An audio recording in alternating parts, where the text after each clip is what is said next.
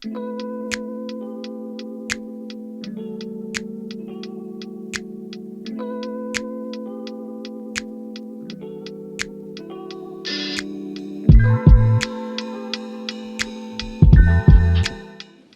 all of you to Poetry Pizza. This is about the third or fourth time we've had this event, and we're so glad that we've been able to bring it back in person again. And so for those of you who haven't been here before, we have a sign-up sheet, and if you are going to read, I'm just going to go down the list. If you've already signed up, great. If you haven't, come and see me. I'm actually going to be positioned back to back. And I'm just going to go down the list, so when one person is done reading, I'll call the next name up and you can come up. I do want to thank quite a few people, the Rodning Gallery that has enabled this event to happen. Their funding made this event possible this year. That's why we're holding it in the Rodning Gallery. Paulette, our outreach librarian, her student workers, Grace and Anna, who have been so wonderful with our setup, as well as the student engagement committee. Stephanie Art is our faculty chair of that committee. Angela Rand, our Marx library director. Christy George, Anita Lovely, Mike Kaya, Liz Benamore, Rebecca Young. All those work on social media and making all the arrangements for these events. So we're so glad that you are here, and we are going to start with Ralph. He signed up first. So, writing by J. Hirschfield. The heart reason seen clearly. Even the hardest will carry its bookmarks and sadness, and most be forgotten as the drugstore when looking. For a drugstore client who finally gets her, enters really, and then for like she cannot use, and its client is fat, and does not remember the honor. So few brings of happiness, mixed against all of the dark and still the skilled garments. The world acts for us. Only the strength we have, and we get it. Then it acts more, and we get it.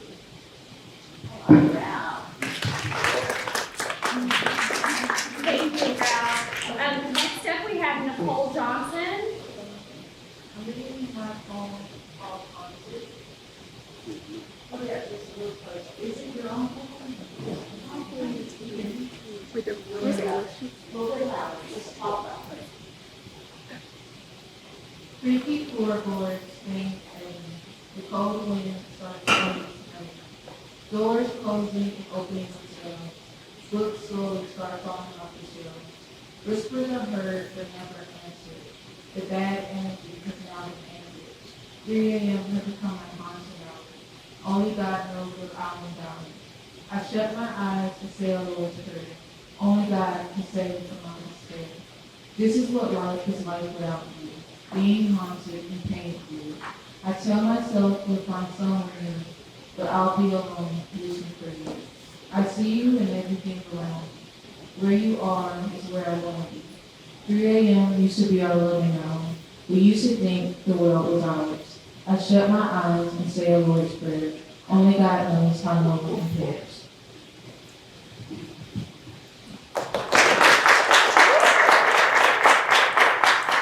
I'll be reading my second poem, Rosy Day. If I left her today, would she be lost? On the street of the broken-hearted, with roads full of flaws, and people unguarded. Would she beg for love from a stranger until the night ends? Would she hope the lover would change her when she's fallen into a trend? Would she never forget me, or would she find me anyone? Maybe I'll be happy and free. Maybe she'll realize I'm not the one. I can't help but wonder if today is our last. As I leave it all behind, she can leave and I can flow. Maybe then we learn to grow as we go.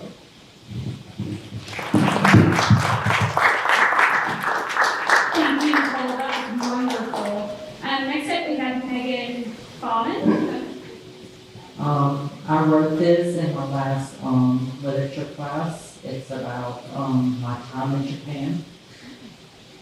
The stairs twisted from the living room to a lonely bedroom with a single blow-up mattress on the floor. The wind howls through the day and night. The houses here are not allowed to have heaters because they will burn down the house. It was always so cold with just one blanket. Welcome to Japan, you said, but I never felt so welcome at all. With your bitter words towards your daughter that you haven't seen in 9 years, and a wife so blind and deceitful towards her culture that there was a little bit so joyful. Though I was not allowed to see my brother while the wife was home. Being trapped in the room while the happy family ate dinner together, it became tradition. Silence when I walked downstairs, your eyes punctured my skin. Once a geisha so pretty, cherry blossoms thrive, cancer took your soul away.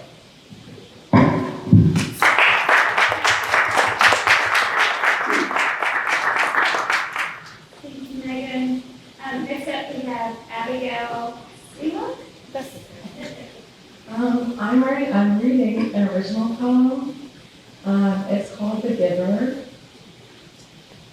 I'm a giver. It's what I've always done. It's what I've always said. It's what everyone has said. Why'd you live for yourself when others could use it more? My Enneagram score is a 2 and a 4. For that instant, it's a caregiver and an individualist. See, there's that word again, even though it's second. A giver. A giver of kindness, a giver of love, a giver of the time even when it's not mine. My time is never really my own. I give it to my friends, to lovers, to likers, to strangers, to everyone.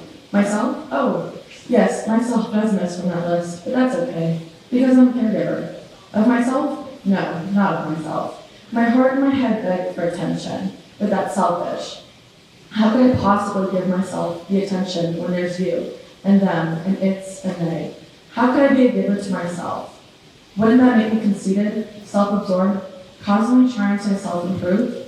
It's not, to not be a liability to be removed from your life, from your attention, from their attention, the world's attention. So I'll give and give until I have nothing left, and then I'll find ways to give more. My arm, you can have it. My legs, that's fine. There's some more of me left. My eyes, they're yours, not mine. I won't look to others, just to you. My lips are yours, all yours if you want them. Never more wondering what else I can give, because there's always more. My brain, yes, you can take up space. It's not being used to per se graduate. You can occupy the corners if you find that necessary for your getting through the day, because at least you'll have one person constantly reorganizing their view of you to the beautiful perception that you want to be. My heart, you can have her too. Shatter her, throw it to the floor, stomp on it, if you feel like that's what will make you feel better.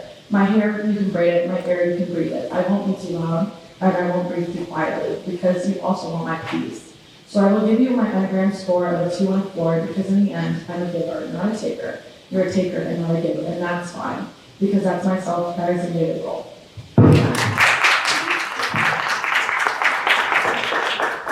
was great, Abigail. Thank you. Time to read that? I'll be reading a poem from Melody. Being a nurse means you will never be bored. You will always be frustrated. You will be surrounded by challenges. So much to do, so little time. You will carry intense responsibility and very little authority. You will step into people's lives and you will make a difference. Some will bless you, some will curse you. You will see people at their worst and at their best. You will never cease to be amazed at people's capability for love, courage, and endurance. You will see, experience, resounding achievement, and be vast in fellowship. You will also cry a lot, you will laugh a lot, and you will know what it is to be a human and to be compassionate. All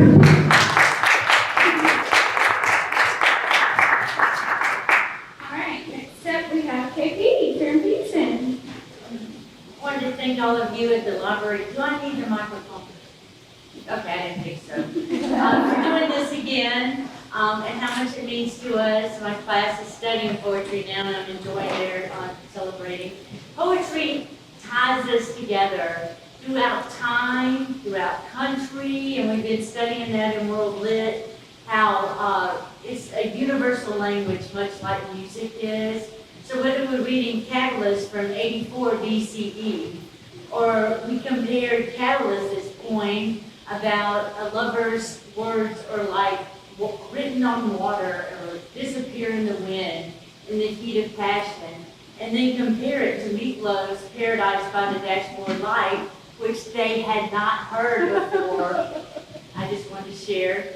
So I thought I'd bring something fun. E. E. Cummings in Just. Now, E. E. Cummings, if you don't know him, and we're not doing contemporary poetry in our class, writes very deliberately with his spacing and all. So when he writes Eddie and Bill, and that's his name, the E is Edward, so he's talking about him and his best friend, they're squished together. Because whenever you see Eddie, you see Bill. And his sister's name is Isabel, and she's in here with Betty and Isabel, squished together, because you never see Betty without Isabel. So I just wanted to share this one because it's one of my favorite, and I often think about Puddle Wonderful. E. E. Cummings. In just spring, when the world is mud luscious, the little lame balloon man whistles far and wee. And Eddie and Bill come running from marbles and piracy. And in spring, when the world is puddle wonderful, the queer old balloon man whistles far and wee. And Betty and Isabel come dancing from hotch and jump rope. And in spring, and the goat-footed balloon man whistles far and wee. Next I have Aisha Helps. I'll be reading a poem called The Way Damaged People Love. Damaged people love you like you are a crime scene. Before a crime scene has ever been committed, they keep their running shoes beside their souls every night. One eye open in case things change whilst they sleep. Their backs are always tense as though waiting to fight a sudden storm that might engulf them. Because damaged people have already seen hell. And damaged people understand that every evil demon that exists down there was once a kind angel before it fell. Okay, next we have Morgan Kay Umstead. Hello. Hi. I'm reading an original poem called Indigo Trees. Humidity is everywhere for tensile strong limbs. Bark arms swell with enough sun-baked dew and torrential asphalt runoff to groan with watery weight. For 4 years I loved the oaks, with branches too heavy not to kiss the soil. Indigo on black, the branches show no oaks in full, the way woodland isn't dense because of any tree alone. I love you, but I'm not in love with you. Where there's no end to brambles, sticking clods, to dinner calves, but the woods fall backward anyway. The soil's concrete and indigo trees are only this blue when no one turns a light on. I love you, but I'm not in love with you. He pretends to hear me say this. I pretend to hear him spit jokes like potato chips because laughing's easy when it's short and smacks of salt. I love you, but I'm not in love with you. He has heard me say this. I hear shoe soles scrape backward, eyelids flinch where words hurt to look at. What a line, he says. He's right. We crouch on asphalt, backs pressed to our cars, waiting for sun. I'm the one waiting. He sags with rain. Next up we have Taylor Ray. I'm going to be reading The Shampoo Fairy by James O'Neill.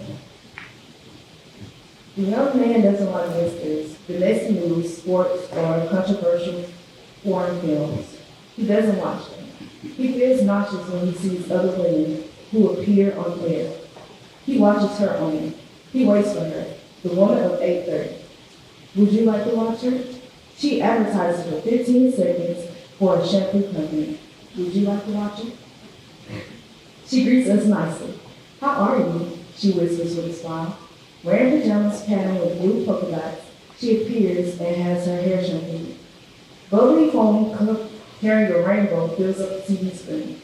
Then the shampoo fairy whispers, a brand new shampoo, the shampoo you have chosen, a shampoo with wonderful fragrance, a shampoo people all over the world use. Perhaps you will fall in love. This is what she whispers. There's a beauty care corporation, a preeminent Asian beauty care corporation. And for us, there's the fairy, the only fairy who still exists. The shampoo fairy flies to us at 8:30. Breaking out the screen for 15 minutes, she chatters away. Every night at 8:30, the ad she's in comes on. Please wait. After the ad, the young man lazily turns off the TV. Every night, he needs only 15 seconds. He looks into the pictures, he collects pictures of her, who he loves with an unrequited love. He even decorates his room with them. The pictures of her smiling with bare teeth, her wearing the swimming suit, her wearing an equestrian outfit. He collects them all. And with the razor blade, he cuts them off. With the razor blade, he cuts off the lips of the actor she was about to kiss in a film she created. At 11 o'clock at night, when the night is swarming with commercial phrases, isn't the shampoo fairy whispering in a low voice? Isn't her song echoing in the head? Music. Feel the fragrance of love. And doesn't her promise be in the heart? I will visit you tonight, she promised in the ad. The young man's head swarmed with desire. The fairy, taking off her clothes, the fairy, lying obliquely on the sofa, smudged with cigarette stains. The fairy, who sings mysteriously, the fairy, who whispers with her hot lips, come here, pretty lady. The midnight swarm of fantasies, and at last, the shampoo fairy pulls his head towards her and smells it. You must use what I recommended. Of course you did, right? 12:30 a.m. The young man wants to talk about something other than shampoo. He desires to try something else. How fast is she running away? Putting on her slippers. Nicely done. For shampoo, ours is the best. Continues music. Dragging her pink pajamas, the shampoo fairy disappears. Oh, please, a bit longer, a bit longer. The young man wakes from the dream and taps on the typewriter. Clink, clink, clink. There's a preeminent beauty care corporation, and the only fairy who exists is the shampoo fairy.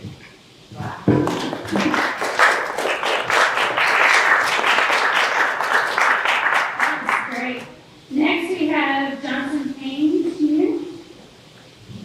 Being one of the old timers in the room, maybe the only old timer in the room. I'm a professor in the College of Medicine, and I don't get a chance to interact with you guys very often, so it's a pleasure to be here. This is a poem, I want to read 3. I wrote them many years ago, probably longer than you guys are old, most of you in the room. This one I've entitled, Mama Led Me to the Mountain. Daddy taught me how to climb. And I wrote this on my parents' 50th anniversary. And if my parents were still alive, my mother would be 103, and my father would be 105. Okay? From the warmth and safety of Mama's womb I came, into a world of cold and sensitivities, into a world of many mountains to climb. From that very first day, the preparation began for the journey to the mountains of life. It was Mama who covered my feet with hope, who clothed my body with respect, who shielded my head with pride. It was Mama who got me started on the journey to the mountains of life. Mama often said, the journey is long, but prepared you are, my child. And when the journey to the mountains ends, you'll have to start your climb. Yes, it was Mama who led me to the mountains of life, but she could not teach me how to climb. It was at the mountain's base when my father appeared and said, your mama led you to the mountains, but it is I who will teach you how to climb. Ahead, you will face many obstacles, some that seem so great, but none that will defeat you as long as you have faith. It was Daddy who helped me understand faith and fill my eyes with vision. It was Daddy who pushed me when I wanted to quit by giving me strength and courage. It was Daddy who held me at the mountain's base and taught me how to climb. Yes, Mama led me to the mountains of life, and Daddy taught me how to climb.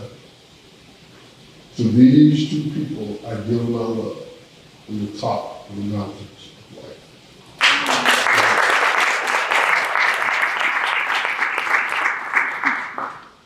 This is something we have faced for a long, long time, and I hope you all understand what I'm saying. You hear me. And And so I wrote this back in, all of these were written in the 80s. Okay. It's called The Invisible Wall.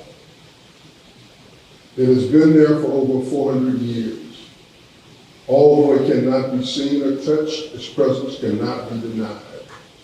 It is a wall built by men with small minds and narrow vision, an invisible wall. This wall extends the length of the earth, stands taller than the mightiest mountain, runs deeper than the greatest sea. Many have tried to scale this wall. Most were not strong enough to make the climb. Few, however, have made it and know what exists from both sides. What is accounted for the perpetual existence of this great partition? The denial of its existence by those who built it, and not recognizing its existence by those who suffer from its presence. This wall must fall. It must be made visible and the foundation made weak. Then, and only then, can all appreciate the beauty of God's great earth and man's diversity.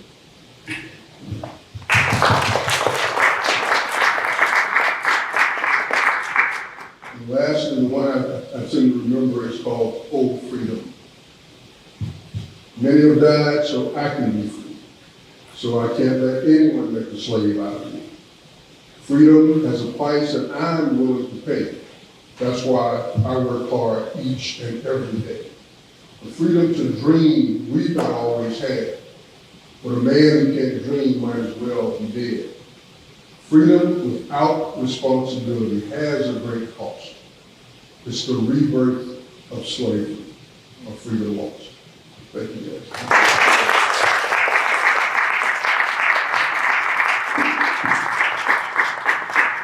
Thank you so much. That was awesome.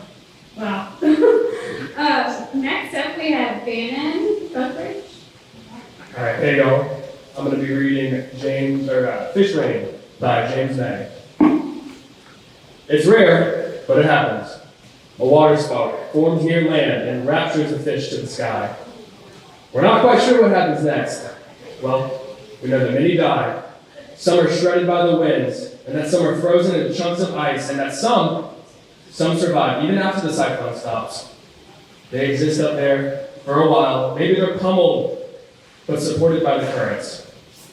In the clouds, the way you keep a tennis ball in the air, with a single racket, kept up until they arc and fall. And even some of them survive, only to drown on land. What must it be like to die at that ascension? Before, life was so much hunger and short-lived satisfaction, but mostly buoyancy. Well, without knowing that word, or any word. Yes, fish are dumb, but surely they know or sense something is ending. One eye focused on the ground, the other up on the lost sky. The water in absence, a memory they can't remember, while that human sound of wonder starts up when they have found, and I can't, I imagine, help them.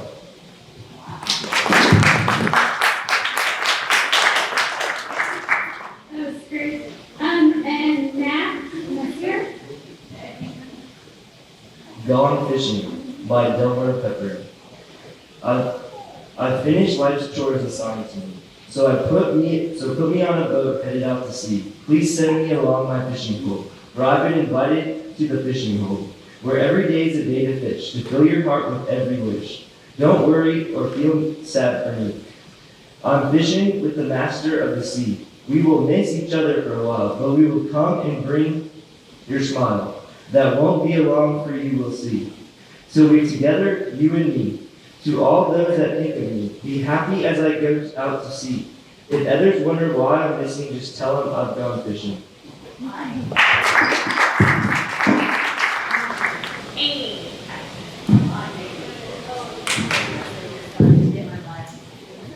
So, thank you. I am concluding my final semester. I've been working on my MA in creative writing, doing nonfiction, and my thesis is about my uncle's murder back in 1983. And I've been trying to excavate some information around that, working with my mother on part of this. So what I'm going to read today is not actually a poem, but is my last memory that I really have of him, and it's called Luma. Before the mesquite trees leafed out in 1983, Uncle Ed came home to Central Texas for the last time. He was 34 and I was 10. Family traveled from Euless and Bedford and Tularosa, New Mexico to see him. Grandma planned a barbecue at our family retreat called La Loma, a 150-acre hilltop shaded with Texas live oak and carpets of native bear grass, little bluestone, and beardless rabbit's foot. Grandpa loved to say of La Loma that it was the kind of land that holds the world together. In the summers, we swam there in a round, above-ground concrete water reservoir that we called the Cement Pond. The well water, as jewel-toned as the Pacific, was treated with a copper compound to keep the resident black-bellied sheep warmed and watered, and algae at bay. Even in the brick heat oven of Texas summers, the water shaded by oaks was cold enough to make our teeth chatter, and no one planned to swim that Saturday of Uncle Ed's visit. Covered dishes and coolers were piled on the sturdy welded metal table under the ramada where the dirt was as soft as powdered sugar. There must have been steak on the grill, baked potatoes cooked in coals, homemade cookies, and a couple of ice chests of Uncle Ed's favorite beer, Old Milwaukee. We probably rode around La Loma in the pickup, Ed and Mom and their siblings sitting on the tailgate, feet dangling, while us kids in the bed of the truck tried to grab handfuls of Spanish oak leaves as we passed low-hanging limbs. The flush of a covey of quail or silent, weightless vault of a white-tailed deer drew our collective attention. We would have hunted for fossils, gray ears of old seabed oyster shells, and the remains of sea urchins, and watched the sunset paint the sky from the west point, timing the final sliver of light with the last breath of the day. That night, when the grown-ups sat in a circle of metal chairs, eager to tell stories and laugh together, my 8-year-old brother Brandon winged in like a moth around a stairlight. He tapped Uncle Ed from behind or tried to swipe his ear. Uncle Ed scooped him up in a headlock, ran his knuckles back and forth across Brandon's scalp until he cried, "Uncle!" the code word to stop. "Okay," Uncle Ed would tell him, "but this time better be the last time." And he'd look at Brandon in the eyes and then laugh warm like campfire coals. When Brandon snuck up from behind and snatched the red and white polka dot welding cap off Uncle Ed's head one too many times, Ed stood up. He took 2 long strides, planted one hand on the middle table, and kicked his legs out and over. In that one clean move, he landed right behind my brother. He caught Brandon around the waist and marched him over to the cement pond at the meniscus of light. He heaved my brother back and forth, counting down until at one, Brandon flew through the night air, silhouetted by a velvet blanket of sky, and splashed into the pond to a thunderclap of laughter. Thank you, Amy. This is, next is Joseph. Hello. Today I will be reading Ozymandias by Percy B. Shelley. I met a traveler from an antique land who said, 2 vast and trunkless legs of stone stand in the desert. Near them, on the sand, half sunk, the shattered visage lies, whose frown and wrinkled wit and sneer of cold command tell that its sculptor well those passions red, which yet survive, stamped on these lifeless things. The hand that mocked them and the heart that fed, and on the pedestal these words appear. My name is Ozymandias, king of kings. Look on my works, ye mighty in despair. Nothing beside remains. Round the decay of that colossal wreck, boundless and bare, the lone and level sands stretch far away. Thank you. All right, next up, Ralph is going to read again.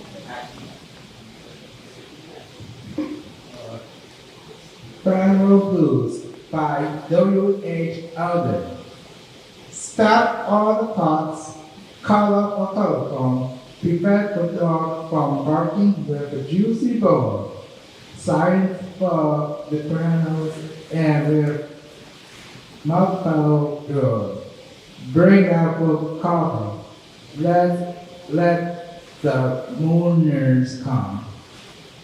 Let it crowd from a car plane, circle moving overhead. Scribbling on the sky of the message. He is dead. Put creepy bowls around the white necks of the chocolate goods. Let the traffic policeman wear black colored gloves. He was my north, myself, my east and west, my working week, and my Sunday west, my noon, my midnight, my talk, my song. I thought the love would last forever. I was wrong. The stars are not wanted now. Put out everyone, pack up for moon and this metal for sun. Pour away for ocean and sweep up the woods. For nothing now, he ever come to any good?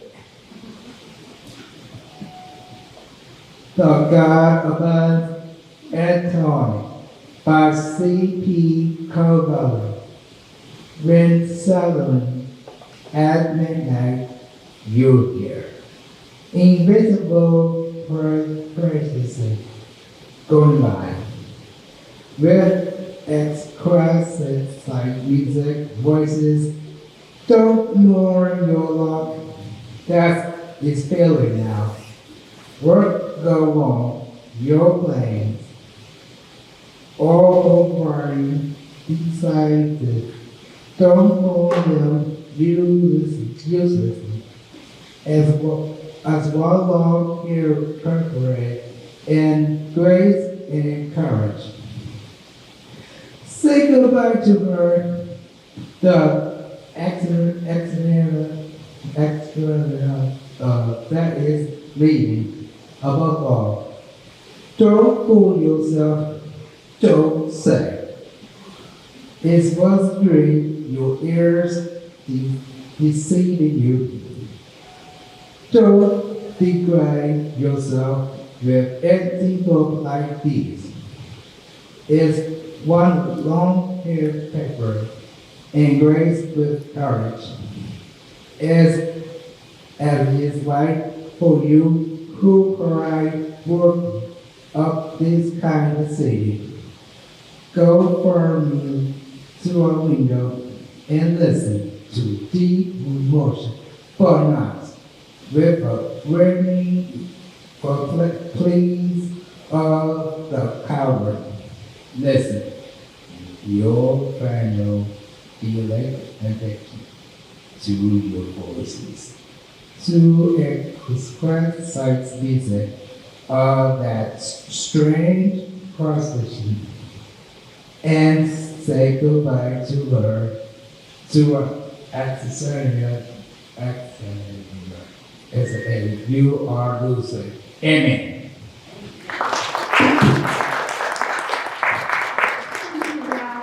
Next up, we have Caitlin Purdue. It's called Optimus. They found a little courage that simmered in the sun. They blended it with patience and just a spice of fun. They poured in hope and laughter, and then with a sudden twist, they started all together and made an optimist. Very nice. Timothy Hale. The poem is called Life. Life is unpredictable. It changes with the season. Even your coldest months are heaven for the best of reasons. And through it feel eternal, like all of you ever do is first. I promise spring is coming with it brand new leaves.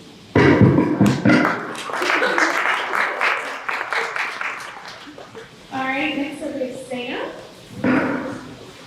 Alright, I'm going to read The Purple Cow by Philip Burgess. I never saw a purple cow. I never hope to see one. I can tell you anyhow. I'd rather see them be.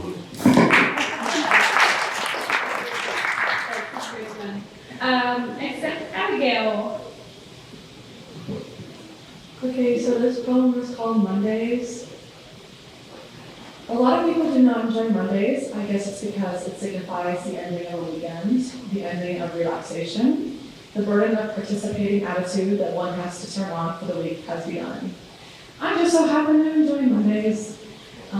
If not for the sheer fact I can get to Tuesdays. And don't even get me started about Wednesdays. A lot of people tend to enjoy Wednesdays because they mark the halfway point from Monday until Saturday. But what about those Thursdays?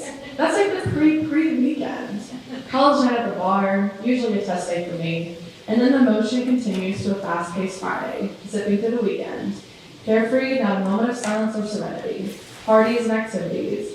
Overall, the incredibly ineradicable lust for the sloth that we march into Sunday. Then it hits. It's back to Monday. It's almost as if like a cycle, a roller coaster of the inevitable misfortune that no matter how many week Mondays, it always will be there. For the slim and the few and the minuscule amount of individuals who love Mondays, we welcome a day with open arms as a chance to change the week, the month, and as optimists would argue, our lives. For it is not the day that it's significant, it's the overall placement, a restart of sorts. If looked upon that way, I feel as though that's why I tend to enjoy Mondays, because if not for them, who would read into Tuesdays?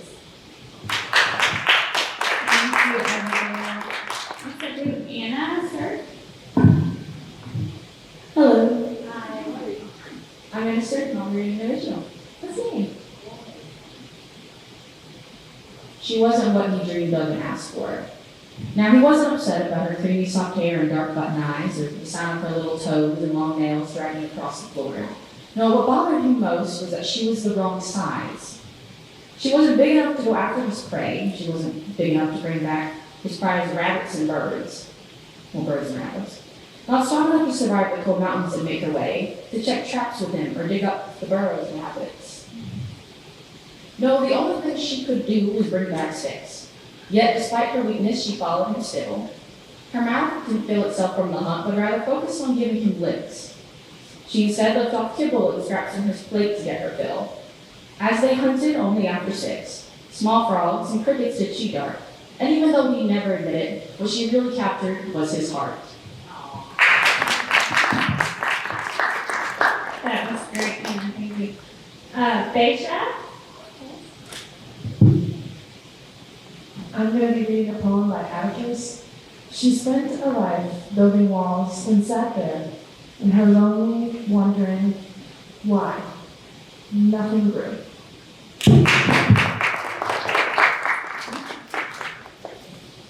Stephanie, Wynn? Hello. I will be reading On the Way by Ashley Hayes. She actually visited campus March 23rd at the Women's Tea Party, and I bought her book. So here it is On the Way. I have lived my life with the promise that somebody is coming, whether to save or share or hold me in the snow of winter. I understand that loneliness is indeed a temporary phenomenon, yet in this moment I'm aware of the possibility that this could be lasting.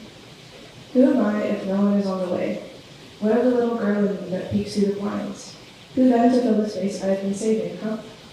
Tell me again how I must show up for myself.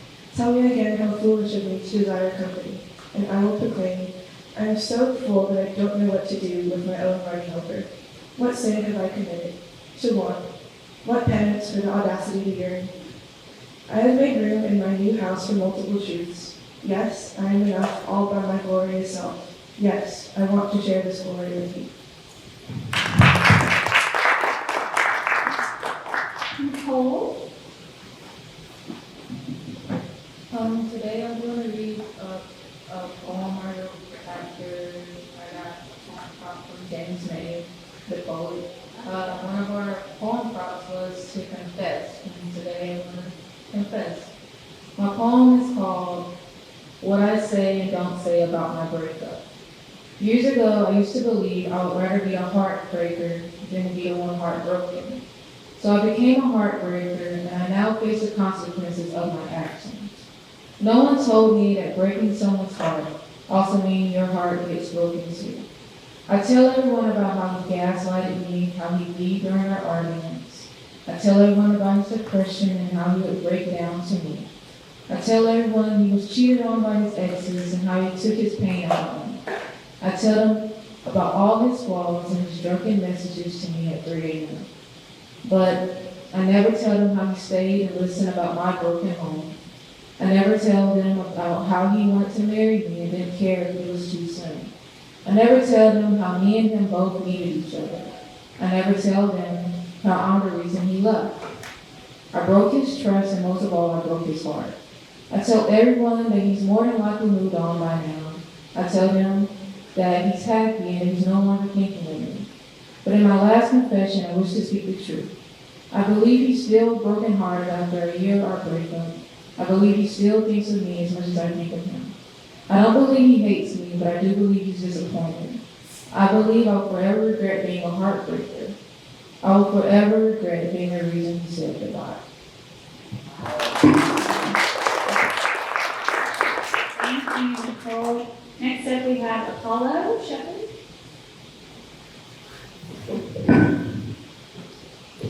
Hi, this is an excerpt from the Voluspa of the poetic Edda, which is the Norse sort of mythology. This is from the perspective of the recently resurrected Groa, who is telling Odin about Ragnarok. The giants are at play, and the god's fate is kindled with the blast of Gjallarhorn. Heimdall blows the horn hard, holds it aloft. Odin speaks from Mimir's head. The old tree sighs when the giant shakes it. Yggdrasil still stands, but it trembles. Fenrir howls terribly before the doors to hell. The wolf will break its bond and run. I know much wisdom. I see deep in the future, all the way to Ragnarok, a dark day for the gods. Thrym advances from the east with a shield before him, and the Midgard serpent is in a monstrous rage. The serpent beats the waves, and the eagle screams eagerly, splitting corpses with its pale beak. Naglfar, the giant's ship, is released. That ship sails from the east, bearing giants over the sea, and Loki is its captain. The giants are coming, together with Fenrir, and Loki too is with them on that voyage. What news from the gods? What news from the elves? All Jotunheim's roaring, and the Aesir are in council, and the dwarves, creatures of the mountains, tremble by their doors of stone. Have you learned enough yet, All-Father?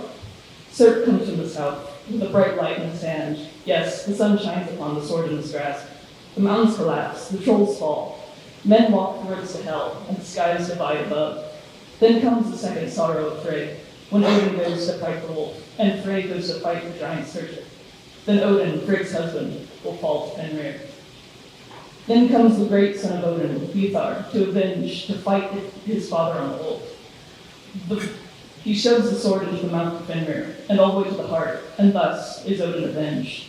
Then Thor comes, Earth's son, Odin's son, to fight the Midgard serpent, the protector of Midgard, that will kill the serpent in his rage. But all humankind will die out of the world when Thor falls, after only 9 steps, struck down by the venom of the honorless serpent. The sky turns black, the earth sinks into the sea, the bright stars fall out of the sky. Flames scorch the leaves of Yggdrasil, a great bonfire reaches to the highest clouds. Fenrir howls horribly before the doors to hell. The wolf will break its bonds and run. I know much wisdom, I see deep in the future, all the way to Ragnarok, a dark day for the gods. I see the earth rise a second time from out of the sea. Green once more, waterfalls flow, and eagles fly overhead, hunting for fish among the mountain peaks. The Aesir meet on Yggdrasil and regard the bones of the Midgard serpent. And there they recall the great events of Ragnarok and Odin's old wisdom. There they will find once more the wonderful golden game pieces in the grass, which they had once played with in the earlier days. Fields will bear harvest without labor, all sickness will disappear, Baldur will come back, Ulf and Baldur will live in Odin's hall, as well as the other gods. Have you learned enough yet, All-Father? Then Honor will speak, Forth's prophecies, and 2 sons of Odin, the 2 brothers will inhabit the heavens. Have you learned enough yet, All-Father? I see a hall standing there, more beautiful than sunlight, thatched with gold at Gimli. There, bold men will dwell and enjoy cheer throughout their lives. Then the dark dragon will come flying down from the dark mountains, that glistening serpent, Nidhogg will bear corpses in his wings as he flies over that valley. Now, I must retire. Thank you, Apollo. And we have Bo Shepherd. Hi there. I wrote the first version of this literally years ago, but I decided to break it out for this. I wasn't going to speak today, but this is a poem by me that I wrote called Rolling Stock. Bright red octagonal marquee to announce me, to announce my rolling stock. Curve quick, swerve and make way for my rolling stock. My specialty becomes head-on collisions. My impatience becomes my ambition. Hear the blaring horn. Heed the blinding hazards. This dead end leads to fractional, unfactual, fake freedom provisions. Don't slow now. Don't let a breakneck speed be your limit. Don't now tiptoe tepidly towards tantalizing temptations. Of warm beds, bedhead, and pure procrastinations. So it is we now with the task to keep up the momentum of a constantly slowing nation, and face head on the dreaded doom of delaying damnable damnation. So I will only slow, not stop. I will roll and keep rolling and keep rolling, and I will come only to a rolling stop.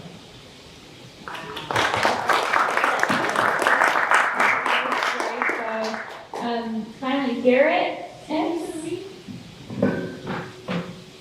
going to read a poem by Shel Silverstein, one of my favorite poets when I was a kid. I had a lot of his books. So the poem I'm going to read is called Zebra Question. It says, I asked the zebra, are you black with white stripes or white with black stripes? And the zebra asked me, are you good with bad habits or are you bad with good habits? Are you noisy with quiet time or are you quiet with noisy times? Are you happy with some sad days or are you sad with some happy days? Are you neat with some sloppy ways or are you sloppy with some neat ways? And on and on and on. I'll never ask a zebra about stripes again.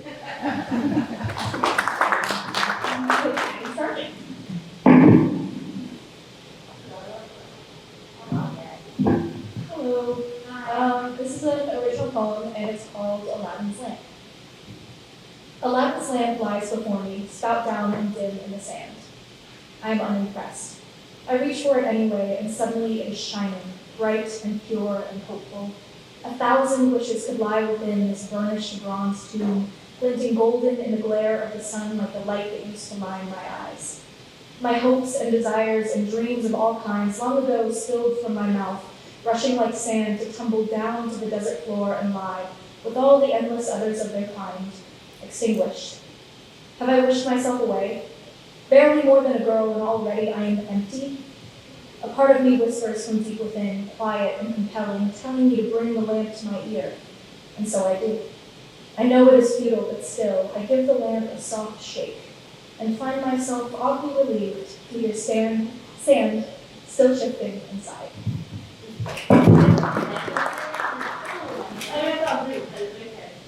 Great, Abby, thank you. Next up we have Karen Peterson. Share with you a couple of Emily Dickinson. She's an American, but was an American poet, a little bit before her time. Most of her poetry was not published in her lifetime. Only about 4 were, which probably was good because her writing was a little ahead of its time. So when it was published, I think it was more accepted. So the first one is about how literature can take us anywhere. There is no frigate like a book to take its lands away, nor any coursers like a page of prancing poetry. This traverse can the poorest take without oppressive toll. How frugal is a chariot that bears the human soul.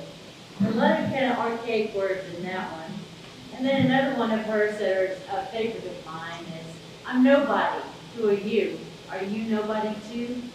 Don't tell, they'd advertise, you know.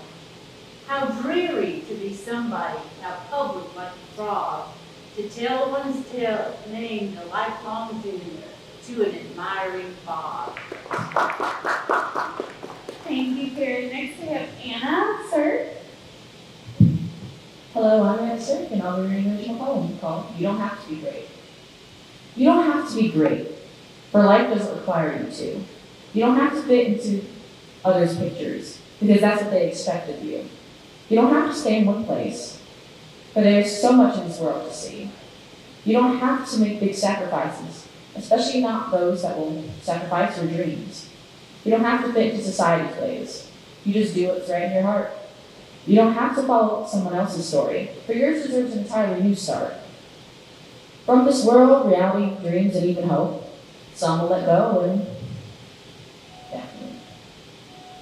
some will go or slip. But you need to stay and live the way you want, whether you have a full heart or just a chip. Anna. Next we have Grace Richardson. Hey everybody. Hey. My name is Marquise Robinson, and I got a poem by Emily Dickinson called I Dwell in Possibility. I dwell in possibility, a fair house and pros, more numerous of windows, superior, for doors, for chambers as the cellars, impenetrable of eye, and for an everlasting roof. The gambrels of the sky, for visitors, the fairest, for occupation, this, the spreading wide my narrow hands to gather paradise. Thank you. And this is Miguel. Say your last name. Good. This is a poem that I wrote in a tree one time. It's called Buffoon in the Branches.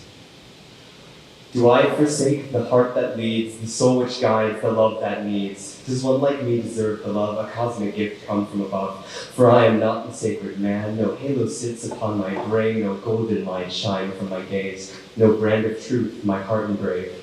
Yeah, I'm not even really cool. And what is to deserve a thing? A sentence vote upon one's being, writhing, dying, fleeing, agonizing, kiss me fool or I'll be leaving, worthless, poor, and desperate, lame excuse for human. You stupid, greedy motherfucker. Someone take him out and shoot him in the head, because holy Jesus, like who does this guy think he is? The head may ring, but nature's silent. Here they see a fool in branches pouting at his tiny thinkings. His thoughts will not escape his mind. From the top of the gangly canopy down, your feet belong to the pine-covered ground. Your head belongs upon your shoulders, so don't lose it in a cloud. Allow yourself to inhale, exhale, come down, calm down.